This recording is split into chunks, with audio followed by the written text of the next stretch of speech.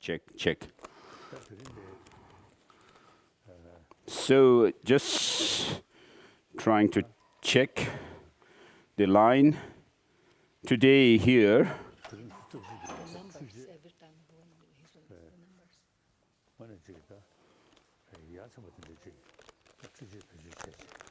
So we are using the technology, which is quite amazing, marvelous technology for today's teaching. The main reason is that many people, whom I know, my friends and others, there may be others also who have interest. So I used to have meeting with them, and due to the pandemic this time, there is restriction to meet people, and therefore we have this difficulty. And so we are doing this teaching via webcast. Therefore, since some people have requested me to give some talk, I thought it is a very good idea to do so. And therefore, for the main teaching, we have Master Nagarjuna's Ratnamala. And regarding Master Nagarjuna himself, it's not only that historically he's known as a great holy person, but if his writings, such as the 6 collections of reasoning, are with us to do our study of them. And together with it, we have many other Indian masters' writings, which are very marvelous teachings. And so today we are doing the teaching on the middleway treatise of Precious Garland.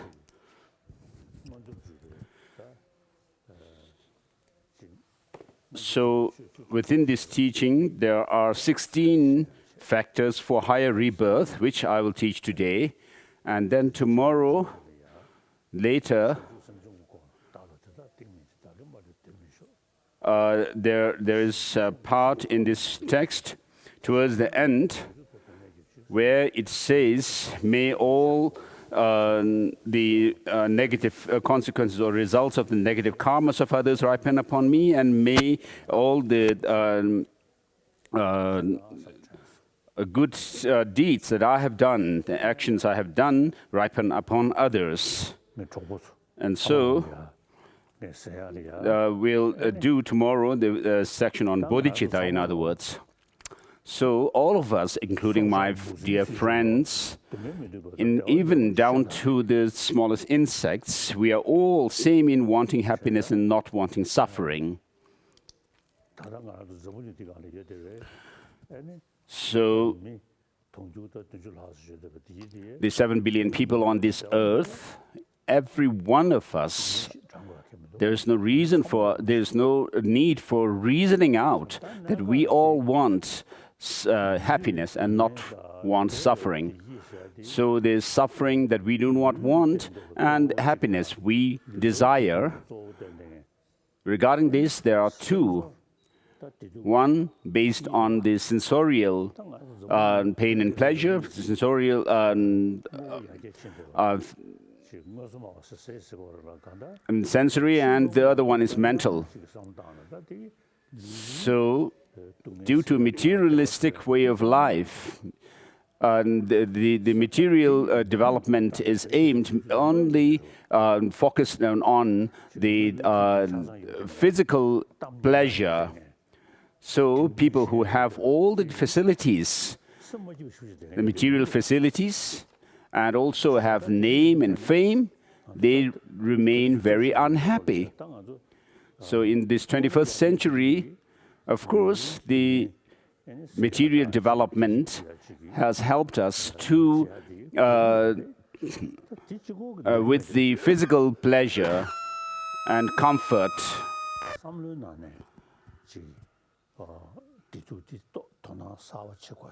Now, what we need to do is pay attention to our mind, the inner world of mind itself, mainly. So it's not about religious faith, but we are tossed around by our emotions, and therefore the happiness or peace of mind cannot be produced from factories and from the technological machines. So what we need to do is, by using our own mind, to bring about peace of mind within ourselves. That's the only way. And therefore, usually I say that on the firstly, as a human, I am a human being. And so the 7 billion people on this earth,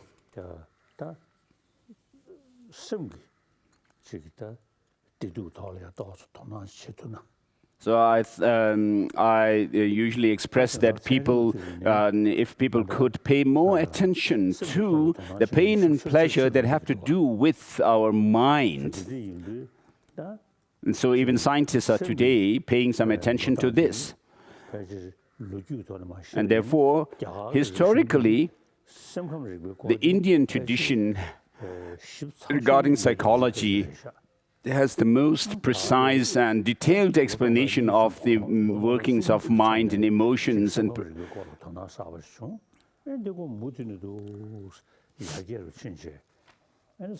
And so, from there, the Indian traditions developed, and then Buddhism also came through this tradition of paying attention and studying about mind and emotions.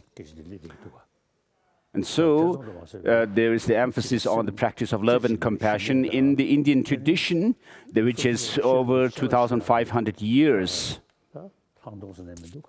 And then there is also a study of single-pointed concentration and the analytical meditation, vipassana. So these two practices that are there in the Indian tradition should not be left in the religious realm alone, but we could actually take lessons from that, and in order to tackle our emotions, negative emotions, how to go about with that.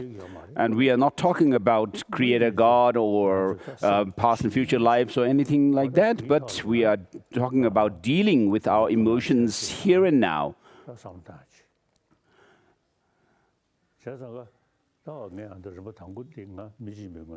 So as a human being, my first commitment is, without talking about any religion, but relating to our psychology, emotions, how to bring about peace of mind.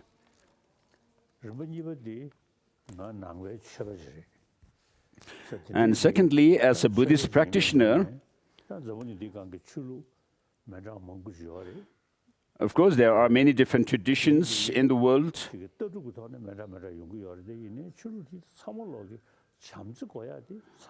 Though philosophically all these religious traditions may differ, but all teach the same message of love and compassion.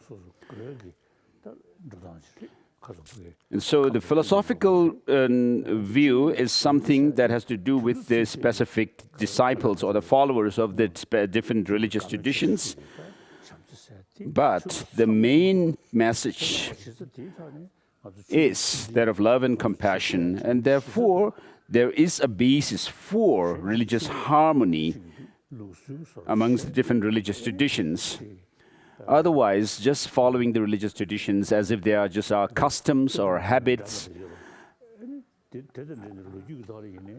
and then philosophical differences as well as historical differences cause us to have fightings amongst the religious traditions.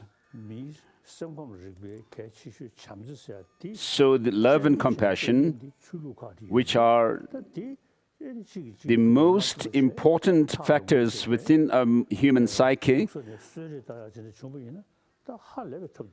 though we have this message in all the religious traditions, if we just use the differences and then cause death amongst the religious followers of the religious traditions, this is quite unfortunate. So, my second commitment is the religious harmony. So this is possible.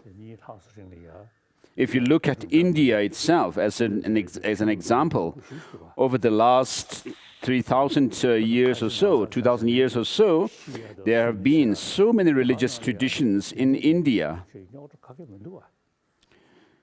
Unlike in the amongst the other religious traditions, there are no religious conflicts as such in India for over the last 2,000 years. So all these religious traditions have lived together, coexisted in this land of India. So there are these religious traditions like the Hinduism and so forth, which are homegrown, and then the major religious traditions that have also emigrated to India, such as Christianity, Judaism, Zoroastrianism, and so forth. And so there is a possibility for us to follow religious tradition, religious harmony amongst religious traditions, looking at India, and this is my second commitment. And then thirdly, as a Tibetan,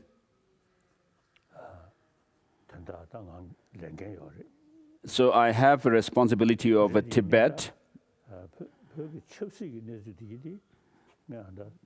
Despite that, the political authority or responsibility, I have already devolved from it. I have left that, resigned from it. Because we have political leadership which comes through general elections, democratic elections. And so my main concern or the responsibility over Tibet and Tibetans is the Tibetan traditions. So, which is very special, as I said before. The Indian the Indian traditions, which are very marvelous. In the 7th century, during Songtsen Gampo's Tibetan king Songtsen Gampo's time, the Tibetan script was devised newly, and then in the 8th century, Master Chandarakshita, the great abbot, advised Tibetans to translate the Buddhist Indian literatures into Tibetan. So as the translations were carried out from Sanskrit into Tibetan, new words were coined.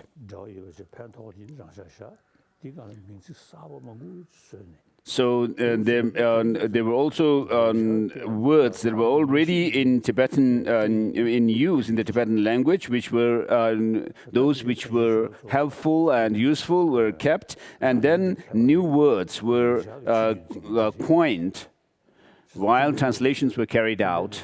And so the Sanskrit tradition of Buddhism spread in Tibet. So, since the time of the Buddha, we have the 3 Pitakas, the 3 collections of the teachings of the Buddha: Sutra, Vinaya, and Abhidharma. And so, Sanskrit was the language that was used amongst the real learned of India.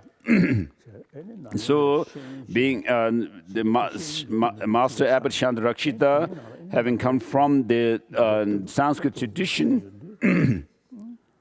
and particularly the Buddhist tradition, in this tradition of the Nalanda Monastic University, in the Sanskrit tradition, the emphasis is given to using reason and logic. So, of course, we also deal with things that are obvious to us, which are objects of our sensory perceptions. And so on the basis of that, then there is a second type of object of knowledge, which are called slightly hidden or slightly obscure, for which we use reason and inferential logic. And therefore we say, if such and such thing, if A is such and such, then B must be such and such. And therefore, in this Nalanda tradition, the use of the reason and logic has become very important. And so, the study of Buddhist tradition on the basis of logic and epistemology has become very important. And through the inferential logic, then we come to some conclusion, and via that, then we go into the objects which are called very obscure objects, for which we need also to infer. And so the language that we have, the Tibetan language,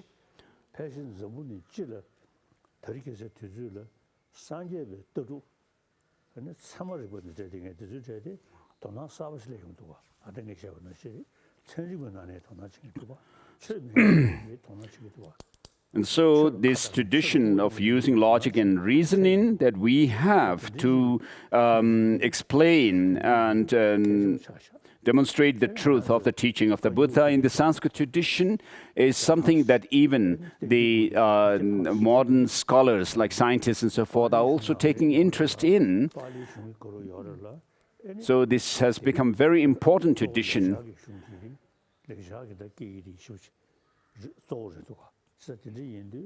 So, of course, in the Nalanda tradition, the Tripitakas of the Pali tradition also were studied, and also the Sanskrit tradition, Buddhist literature in the Sanskrit tradition was studied.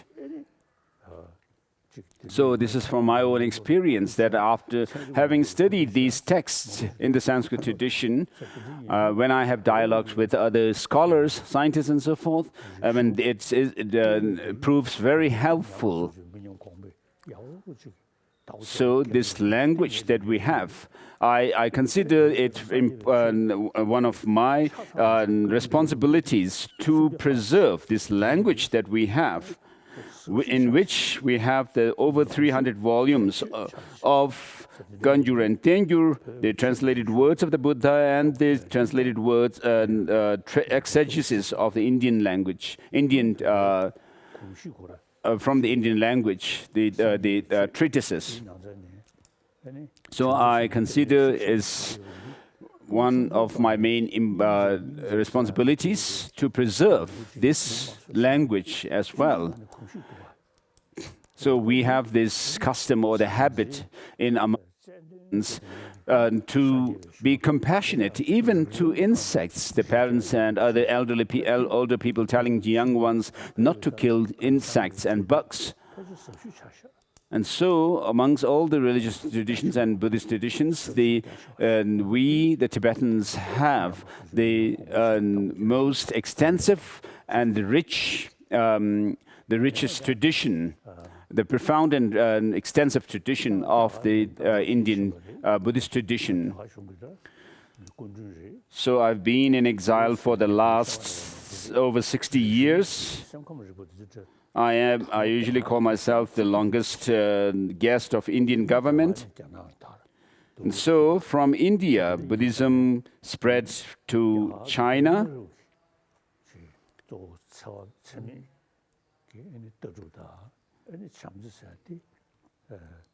So the Indian tradition of non-violence, based on the practice of love and compassion, is something that I consider to be important to preserve to be preserved by the Indians. And so, of course, the modern education was introduced to India by the British. And together with having this modern education, I have found that there has been some neglect on the part of the Indian tradition, ancient Indian tradition by the Indians. And so, of course, we have the good technological advancement, and together with the modern education in India, on top of these, if we could add, without touching religion, without relating to religion as such, but using the knowledge of psychology, emotions and mind and so forth, if we could revive this in India, of course, in the 20th century, Mahatma Gandhi spread that of non-violence, which spreads throughout the world. And on top of this, if we could revive the knowledge of psychology, emotions, mind, and so forth in India, it would be very good. So I also consider it my responsibility or commitment to preserve and promote this, the ancient Indian tradition.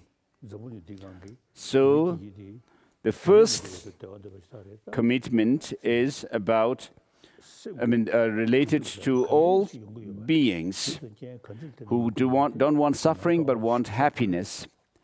And so we need to pay attention to the details of the causality, how suffering and unhappiness and so forth comes about, and how happiness is developed.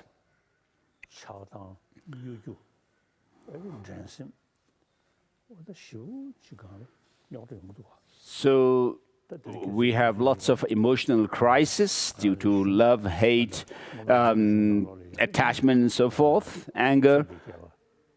These must be tackled, and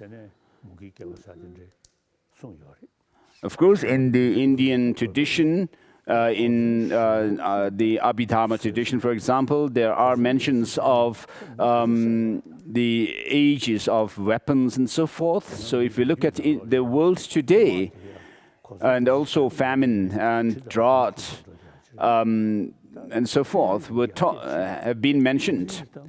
So through the material development and progress, what we have done is developed or produced weapons which are used to kill other beings, other people. And so today, if you look at the world, people consider these weapons very important and take much interest in producing them and using them. Whereas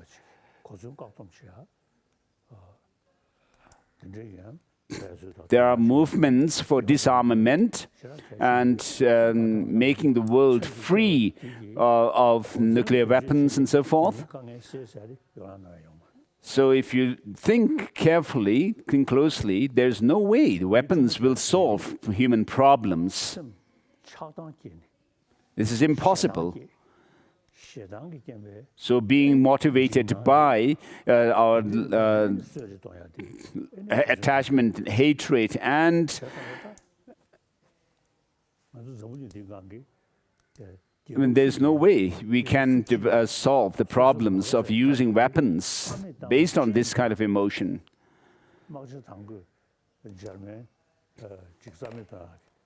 So there have been wars and battles in the past, but the world has not been destroyed. Nobody has totally won any battles and wars.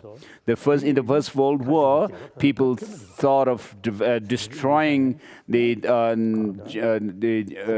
European nations, and the Second World War, Germany was to be destroyed by others, but it has not been achieved. And then there have been Korean War and so forth. And so these have not been able to obliterate the entire nations and so forth.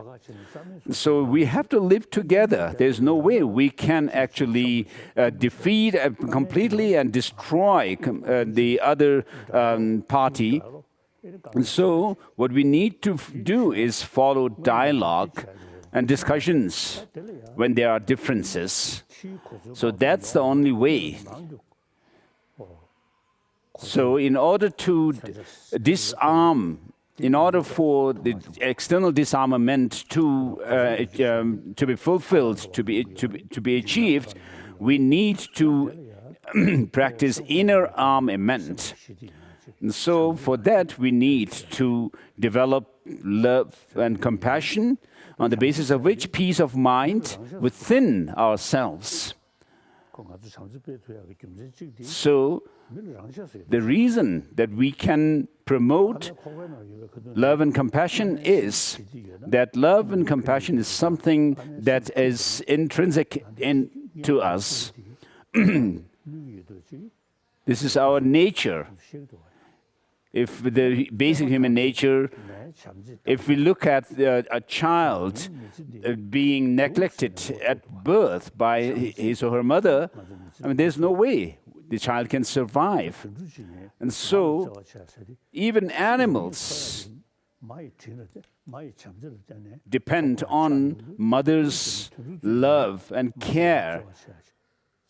And therefore, there is this love amongst the animals as well. And therefore, since it has to do with our survival, we need love.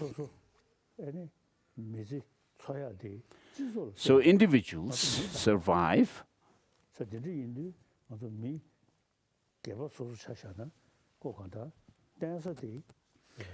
So as individuals, we are reliant on our society.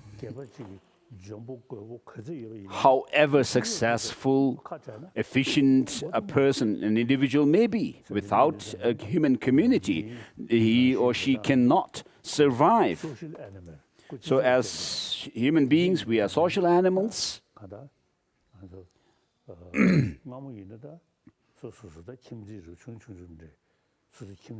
So in the past, people were more or less living in a small community, in small communities, self-sufficient. But today, economic-wise and particularly environmental-wise, the environment actually destruction or affects the whole of the world. And so the East is dependent for its future to the West, and West to the East, and similarly North and South are dependent on others.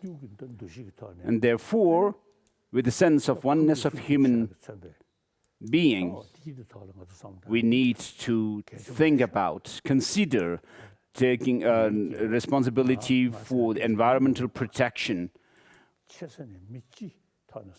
Think less and talk less about me and my nation, but we need instead think globally regarding environment. Of course, experts say, and then we also have the experience. From my own experience, when I first came here into Dharamsala in 1960, there was a huge snowfall. And then year by year, the snowfall also, there were less and less snowfall. Look at Afghanistan. Of course, it's very barren and desert area, kind of. And so in the past, it used to have lots of as water, like ocean or seas. And so today, the reality of the world is such that we need to think of oneness of human beings. And therefore, all the problems are rooted in our unruly mind, this undisciplined mind. And so this innate quality that we have, love and compassion, because we have not paid much attention to this through education as well, and then we develop attachment to one's near and dear ones and hatred and anger towards those we consider as our enemies or adversaries. And so these mental emotions, love, the attachment, grasping, and hatred and anger, all these disturb our peace of mind.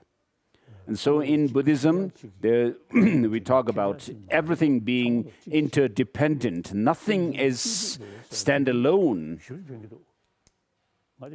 entity. And so this is very helpful. So as soon as I wake up, I reflect on this nature of the interdependence. And then also meditation on emptiness and that of bodhicitta, the spirit of enlightenment, are very important.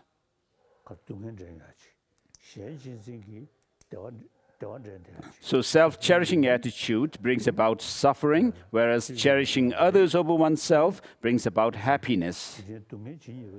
As Shantideva says in Bodhisattva Charyavatara, all suffering in the world, whatever suffering there is in the world, all come from wishing oneself to be happy. Whatever happiness or joy there is in the world, all come from wishing others to be happy. And then he goes on to say, so long as you are not able to switch your self-cherishing attitude or your happiness with the suffering of others, leave alone reaching Buddhahood, even in this cycle of existence, you'll not have happiness. And so we can understand, we can see that attachment, anger, and so forth, these negative emotions bring about suffering. And so, with regard to quantum physics, the understanding of quantum physics is also quite helpful. Of course, what happens is we cling to what appears to us. We believe in the appearance and accordingly act, and that brings about problems. But without doing that, without believing in the appearance and then clinging to that appearance, we will not have those kind of emotions, negative emotions. So in quantum physics, they say that things do not have any objective existence, so the appearance is not the way things are. Because if you delve into things, anything, and dissect it into its smaller parts, down to the atoms and so forth, nothing stands as being this and that. And they say that as long as there is an observer, there is an observed object. And without an observer, you cannot talk about anything as being observed object. And so, in quantum physics, what they say is we should not believe in the appearance, but go to the reality, find the reality, and search for the reality. And so, this kind of understanding and insight, what can this help in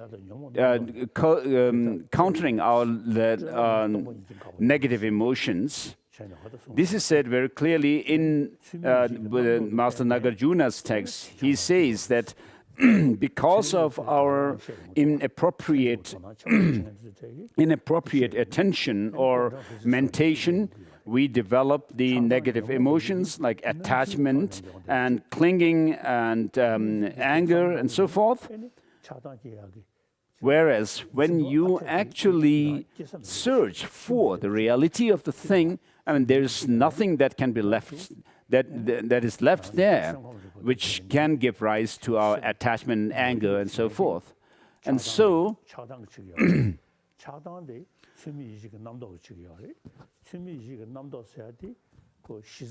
our disturbance of our emotions, our mind, happens due to attachment, anger, and so forth, and they in turn are based on this inappropriate mentation, which in turn is rooted in clinging to some kind of an independent nature of things.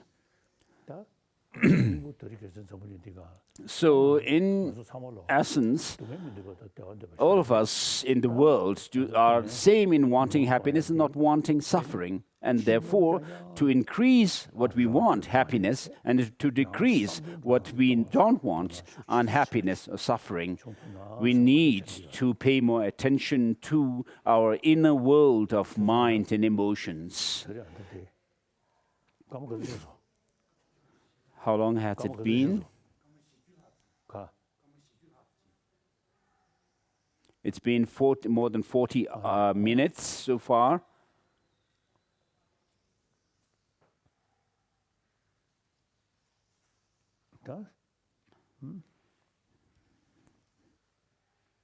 Now today, on the audience,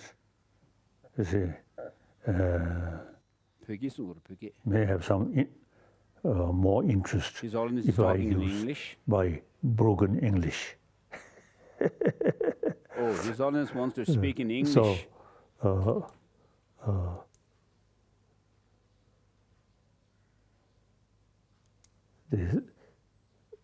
since I become refugee in this country,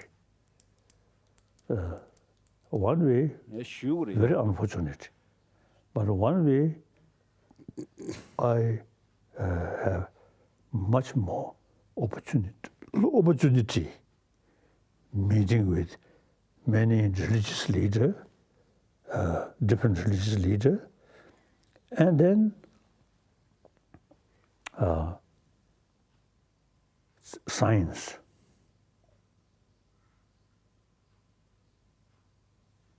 So very, very useful, very helpful. Why not ask His Holiness to speak? I always feel if I still remain in Potala, then more orthodox. Because you come here and meet many people and discuss, exchange. So my brain, my brain quite sharp. And then, you see, with this sort of help, you see, discussion. The intellectual and scientist and the philosopher. So then, I already mentioned in Tibetan my 4 commitments. Number 1 commitment, I am just a human being. One of the 7 billion human beings. We are a social animal. Me, individual future depend on the community. So now today's reality, the whole 7 billion human beings, their future interdependent. So therefore, now some scientists also say, we are a social animal. Therefore, you see, we have to take serious concern about the rest of the community. So some scientists say the more sort of sense of concern of the community is more realistic, because we are a social animal.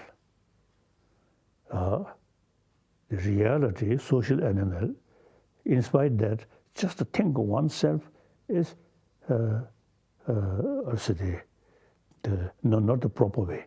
Therefore, we should think more about humanity. Then, my second commitment, I am Buddhist. the religious harmony, very important. All major religious traditions, in spite of different philosophy, different history, but all carry same message of love. With that, forgiveness, tolerance, contentment, self-discipline. All major religious traditions carry these teachings. So if we properly follow different religious traditions, then we all carry the same practice. So one example, India is the example. Over almost 3,000 years, different religious traditions live together. Occasionally some problem, but basically live together. And then later, in this country, Zoroastrian, then Christianity, Judaism, and Islam, all come here, live together. Occasionally, some problem. That's understandable. So, you see, it is possible to develop genuine harmony among the different religious traditions. That's my number 2 commitment. Till my death, I committed. Wherever I go, you see, I always, pay respect, church, or mandir, Hindu, Sikh, and then all different religious traditions, then Jain temple. Whenever I have opportunity, I pay. With this sort of belief, I also pay Jerusalem, Jew, Muslim, and ancient Christian, like that. So the religious harmony is very essential. There is real great potential, religion, all the major religious traditions, to build peaceful world, happy world. So that's why number 2 commitment. And number 3 commitment, I am Tibetan. And most important, the 7 million Tibetan trust me. I have some responsibility. And with that, nowadays, among the Chinese also, great number of Buddhists, they also trust me. Therefore, my main concern regarding Tibet, the political, I already retired. And then Tibetan culture or knowledge, which come from India. Now I notice, you see, the Buddhist knowledge which we kept over 1,000 years seems to be really complete and very deep. So now, these days, when I met Buddhist brothers, sisters from different Buddhist countries, I said, our knowledge, you see, seems quite useful when we discuss with them. Since I have many good friends from Burma, from Thailand, and Sri Lanka, so on, Cambodia, Laos, they are following Pali tradition. The wonderful Pali tradition is the basis of Buddha Dharma. Wonderful. But they not much sort of pay attention for logic, study Sanskrit. So sometimes I jokingly telling some of my Buddhist brothers, sisters from these Buddhist countries who only follow a Pali tradition. So sometimes I jokingly telling them, you have no teeth. If the subject, some hard subject come, then just you have to swallow. Sanskrit teeth. Oh. Then analyze. So therefore, now Buddhist brothers, sisters in different parts of the world, I think should pay more attention about logical approach. That's important. Buddha himself, you see, expressed to us,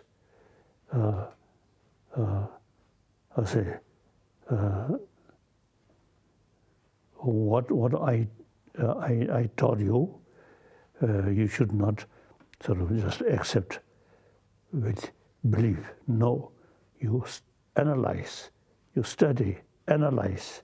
Then if you find some, sound reasons, sound basis, then you accept. Buddha himself, you see, told us. Oh,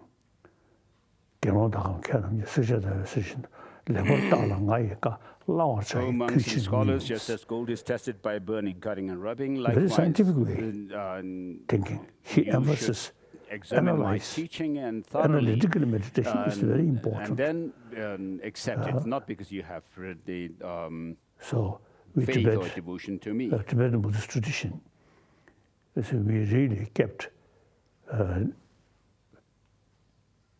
the 8th century Shanda Rakshita from Nalanda. He himself, great logician. His writing some logical text, still we study. So, these Tibetan knowledge, I really found very, very helpful to preserve. And for that, Tibetan language is very useful because translation started in the 8th century, mainly 8th century.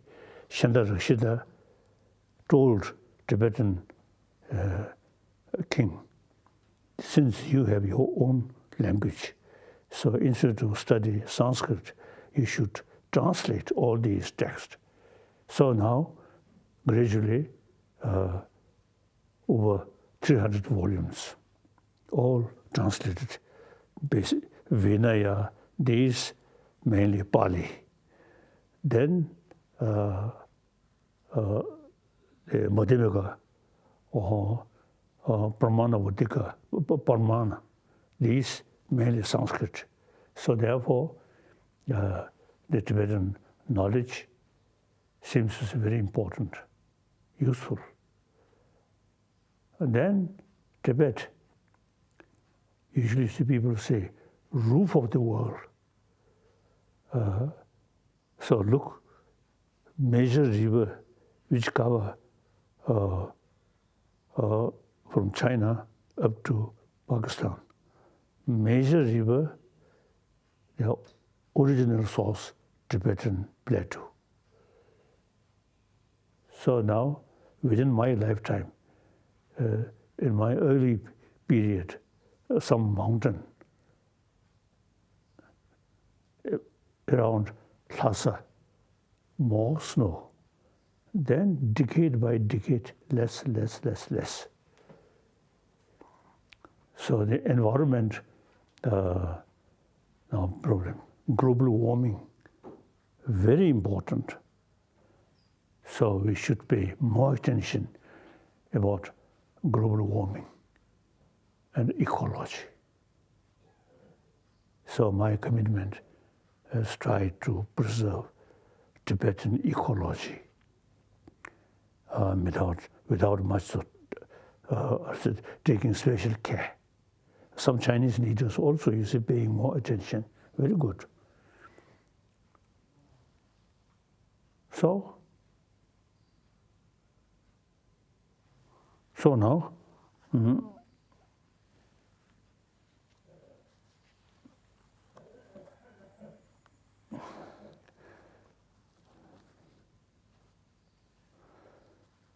the text, Nagarjuna's writing.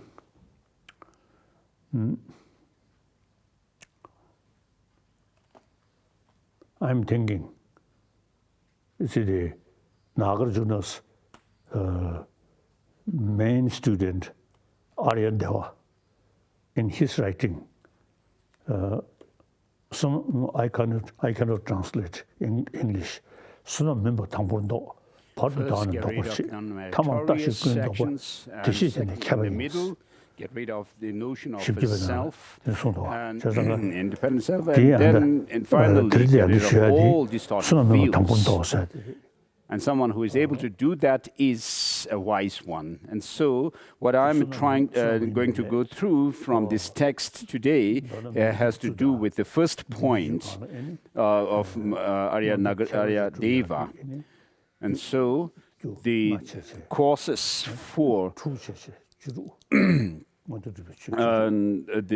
higher rebirth, there are 16 factors that are enumerated in this text. And so avoiding the 10 non-virtuous actions, and then on top of that, not taking alcohol, and not indulging in wrong livelihood, being cunning and trying to make one's living, and then not harming others, not harming or even as small as insects, and then giving respectfully. So there are many poor people due to his environment and sickness, diseases, and today pandemic. I mean, there are many needy and poor people, so we should practice giving them with respect, not considering them someone lower to us, but with compassion and respect, we should practice giving. And so, to those who are fragile, such as elderly people,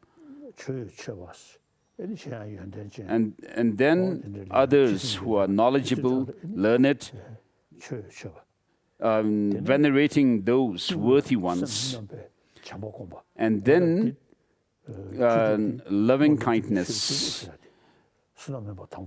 which looks at all sentient beings equally. And so these are the 6 other factors on top of the 10 virtuous actions.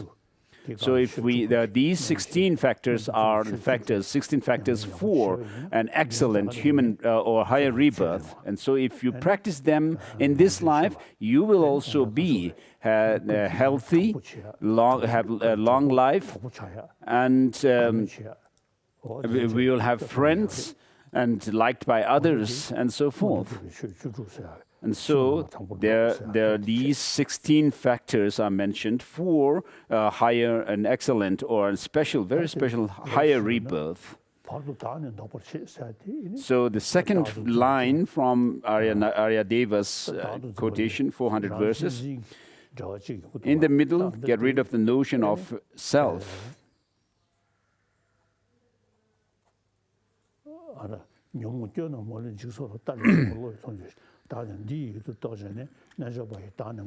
So Arya Master Chandrakirti says in the Madhyamaka Avatara, seeing the fault of these destructive emotions which arise from the notion of substantial or the notion of what is known as transitory view of transitory collection, the yogis get rid of this.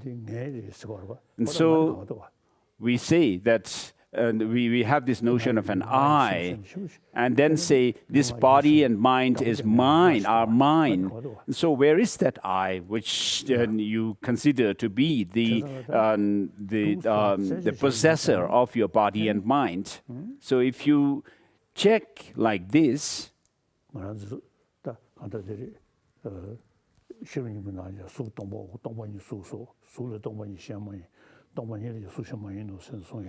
in the Heart Sutra, it mentions the fourfold emptiness, which says form is empty, emptiness is form, emptiness is not other than form, and form too is not other than emptiness.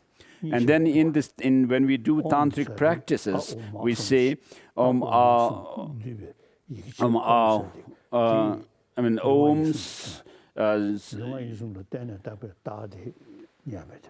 Shuddha and so forth. Om Swabhava Shuddha Sarva Dharma. So Om represents body, speech and mind, which is said that is made up of 3 letters, A, U and Ma. And then these represent body, speech and mind. And then Swabhava means being nature. Shuddha means being pure of or absent of, and then Sarva Dharma means all phenomena, and then Shuddha means being absent of or pure. So everything, including myself, and your body and mind have nothing intrinsically existing. So if you look at the I or the self, which is dependent on the body and mind, you'll not be able to pinpoint anything as being that I or self. And then similarly, the body and mind can also not be found when you delve into their nature. And so in this way, you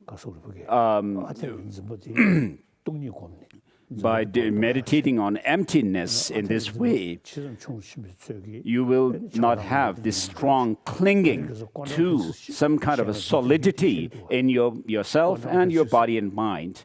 And so quantum physics actually seems to get into this point. Someone who is convinced, deeply convinced that things have no objective existence, have actually expressed that the strong clinging to some kind of a solidity and things, as if things have objective existence, is lessened. This is loosened through this insight.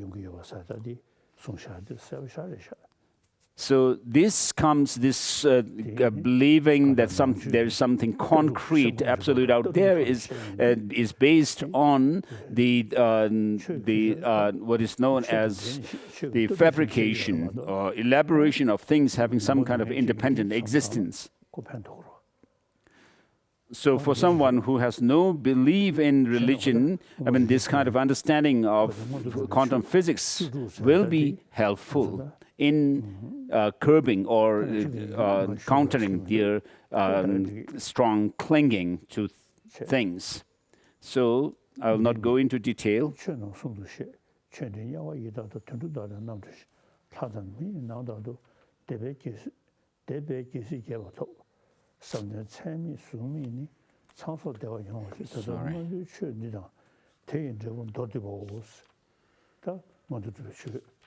So His Holiness just read these verses, which give rise, which refers to the 16 factors for higher rebirth, higher status.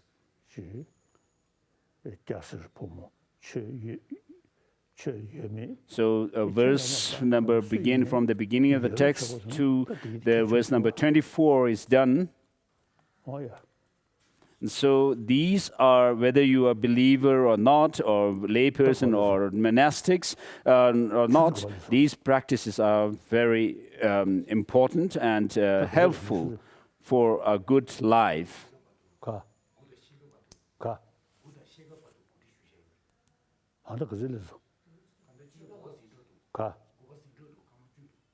So His Holiness is asking about the time. So the teaching is supposed to go till 9:30, and the Yangtze Rinpoche is telling His Holiness that it's not 9 yet. You visualization and enjoy tea.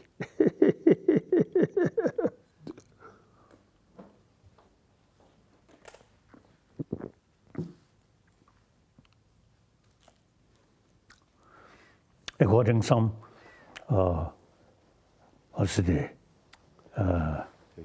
ecologist,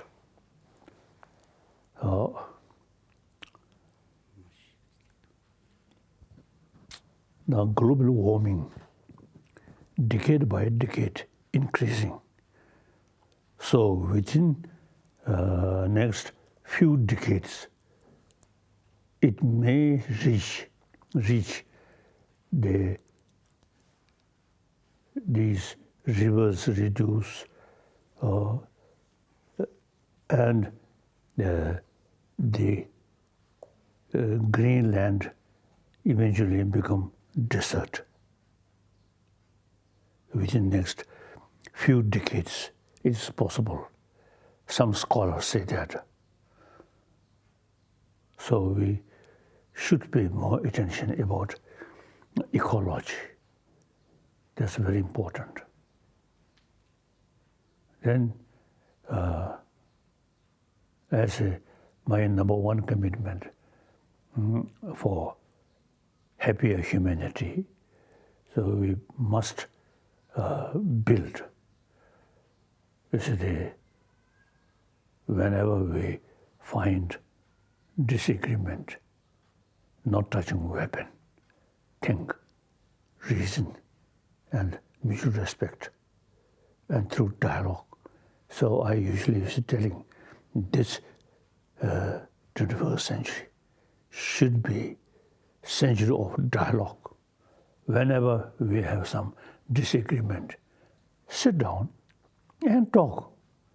Keep in your mind their interest and my interest and a mutual interest, mutually agreeable solution.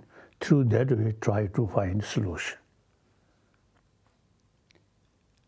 So now, weapon, no use. So this world eventually should be demilitarized world. That's very important.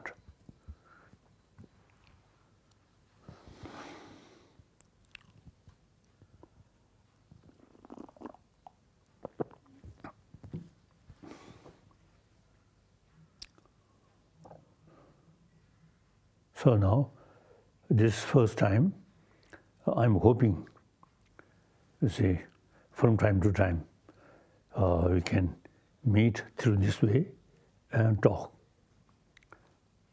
And eventually, we can arrange some sort of method to take questions.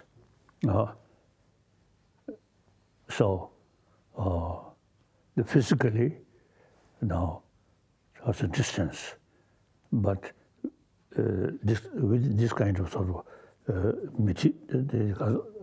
instrument, you see, we can discuss. Okay. So now, goodbye or good night. See you again tomorrow. Thank you.